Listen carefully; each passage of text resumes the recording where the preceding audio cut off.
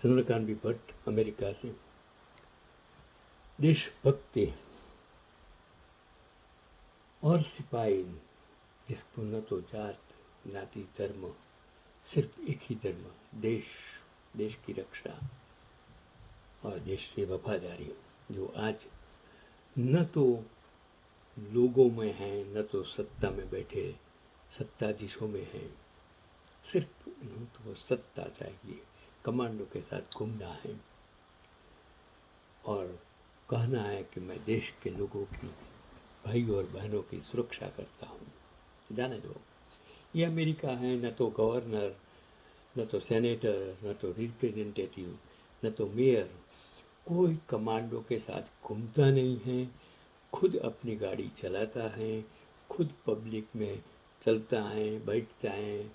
कभी भी police officers, आप उसके ऑफिस में जाइए, आपको खुद आपको बुलाने आएगा, आपको बैठाएगा, आपके साथ बात करेगा, फिर बार आपको छोड़ देगा। कोई भी ऑफिस में जाइए, आपको उस टाइम पर जब आपका नंबर आएगा, वो ऑफिसर अंदर से बाहर आएगा, आपका नाम पुकारेगा, आपको अंदर ले जाएगा, बिठाएगा, फिर बात करेगा, फिर आपकी बात सुनेगा, डिस्कस करेगा, सब कुछ रिकॉर्ड हो जाएगा, फिर बाहर आपको छोड़ने आएगा। ये भी देश है जो भारत में आज तक ये लोगों ने जो भ्रष्टाचार का साम्राज्य बना दिया है, देश को कोई नहीं बचा सकता। चलो 1971 में मैं चला जाता हूँ, उसका युद्ध, धमाके की गूंज अभी थमी नहीं थी और मौत हर कदम पर ताक में थी। एक युवा भारतीय अफसर मेजर इयान कार्डोजो 5 गोरखा राइफल्स दुश्मन के इलाके में आगे बढ़ रहे थे। अचानक धड़म, लैंड माइन फट गई। उनका एक पैर बुरी तरह क्षतिग्रस्त हो गया। खून बह रहा था, दर्द आसमान छू रहा था।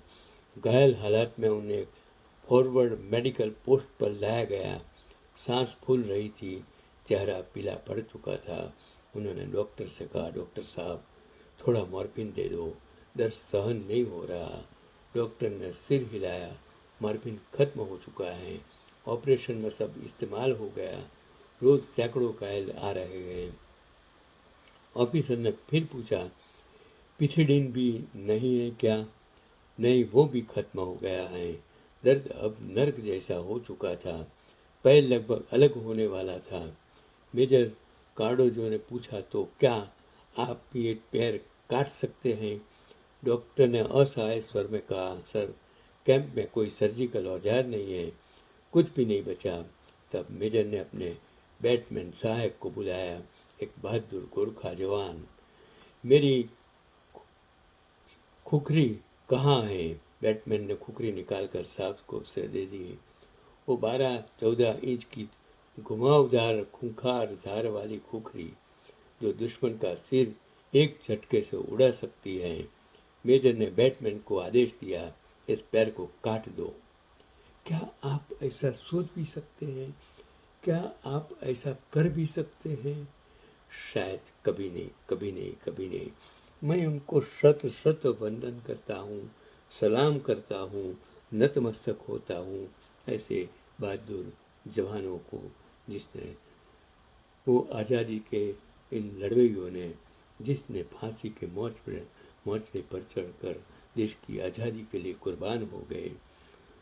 मैं वीर भगत सिंह, सरदार पटेल, जवाहरलाल नेहरू, महात्मा गांधी, अम्बेडकर, सुभाष चंद्र बोस, इन सभी को शत शत वंदन करता हूँ कि आज इनकी वजह से आज आज़ादी मिली है और ये आज़ादी आज खतरे में है। जिसको इस खतरे को बाहर बचाना वो 140 करोड़ की प्रजा में बैठे युवा धन को, जैन जी को है। बाकी आपका नसीब, मैंने आपको आगाह किया और मेजर बैटमैन को आदेश दिया कि इस पैर को काट दो।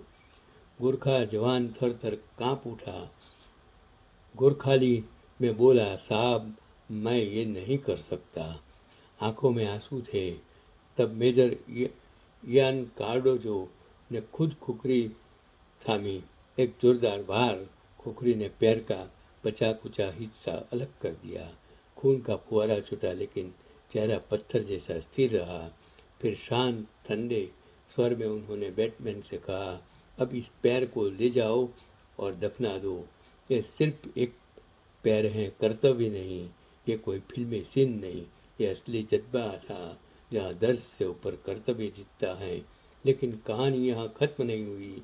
युद्ध खत्म हुआ, बांग्लादेश आज़ाद हो गया, लेकिन इयान कार्डोजो की असली लड़ाई तो अब शुरू हुई। सेना का पुराना नियम था, युद्ध में दिव्यांग या घायल अधिकारी बटालियन की कमान नहीं संभाल सकते। एक पैर वाले कैसे लड़ेंगे? मेजर कार्डोजो ने उसे चुनौती दी। 7 साल की जंग लड़ी, फिजिकल टेस्ट दिए, बर्फीले लद्दाख की चोटियों पर आर्टिफिशियल पैर के साथ दौड़े, अफसरों को पीछे छोड़ दिए। आखिरकार उन्होंने इतिहास रच दिया। वे भारतीय सेना के पहले युद्ध दिव्यांग अधिकारी बने, जिन्होंने न सिर्फ बटालियन बल्कि ब्रिगेड की कमान संभाली। उनकी वजह से सेना की नीति बदल गई और इसके बाद कई दिव्यांग अधिकारी कमांडर बने, जिनमें मेजर डीपी सिंह दोनों पैर गंवाने के बावजूद और लेफ्टिनेंट जनरल विजय ओबेरॉय 1965 में पैर गंवाया, बाद में आर्मी वाइस चीफ बने और शामिल हैं। आज भी major general Ian Cardozo retired फिर फिट एंड फाइन हैं, हंसते बोलते नई पीढ़ी को इंस्पायर करते हुए उनका नाम कारतूस साहब के रूप में गोरखाओं में आज भी सम्मान से लिए लिखा जाता है। ये कहानी सिर्फ एक पैर काटने की नहीं, ये हिम्मत, कर्तव्य और अटूट जज्बे की कहानी है, जहाँ शरीर टूट जाए लेकिन इरादा नहीं टूटता। जय हिंद, जय गोरखा। ये घटना मेजर जनरल इयान कार्डोजो की अपनी किताब और इंटरव्यूज पर आधारित है, जो एक सच्चा मिलिट्री लेजेंड था। और ये कहानी हमें सिखाती है कि हालात कितने भी कठिन हो, हौसला नहीं टूटना चाहिए। कर्तव्य हमेशा व्यक्तिगत पीड़ा से ऊपर होता है। और मैंने जो पढ़ा, तब मेरी आंखों में आपके सामने भी आंसू आ गए। मुझे दर्द है। ऐसे ये बहादुर जवानों के लिए सरकार क्या कर सकती है?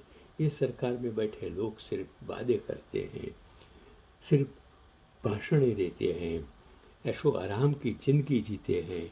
9,000 करोड़ के हवाई जहाज में विदेशों की धरती पर घूमते हैं, हर रोज नए नए कपड़े बदलते हैं और फिर करोड़ों रुपये खर्च करके भाषण देकर सभाएं गजवते हैं, गलत गलत वादे करते हैं। तब इस देश को किस तरह बचाना, जिन शहीदों ने आपके लिए काम किया है, इस देश को किस तरह बचाना, वो आपका कर्तव्य है। आज नेपाल और सिलोन में जो आज़ादी के जंग युवानों ने लड़ा और उनको सच्ची आज़ादी दी, और नेपाल के आज की युवा धन ने साबित कर दिया कि गलत काम करने वाले को जेल की सज़ा होनी चाहिए। अगर आज भारत में जो हो रहा है, अगर इसके लिए युवा जन नहीं जागेंगे, तो मैं तो 82 साल का हूँ, मरने वाला हूँ। मेरे देश ने मुझे बहुत कुछ दिया, हिंदुस्तान ने दिया, भारत ने दिया, ये अमेरिका मुझे कुछ नहीं करने के बावजूद भी हर मुझे दे रहा है। तो मेरा देश, आपका देश, आपके लिए और आपको, आपके देश की वतन की खुशबू अगर महक और सरदार गांधी नेहरू का नाम, आम्बेडकर का, सुभाष का नाम, फिर भगत सिंह का नाम चालू रखना है, तो इनको जो बदनाम करने वाले लोगों को जेल के सलाखों में भेज दो। तब आज़ादी बचेगी, तब लोकशाही बचेगी। बाकी मैं आगाह करता हूँ कि आने वाले दिन आपके लिए खतरे के हैं। यही आज का पैगाम।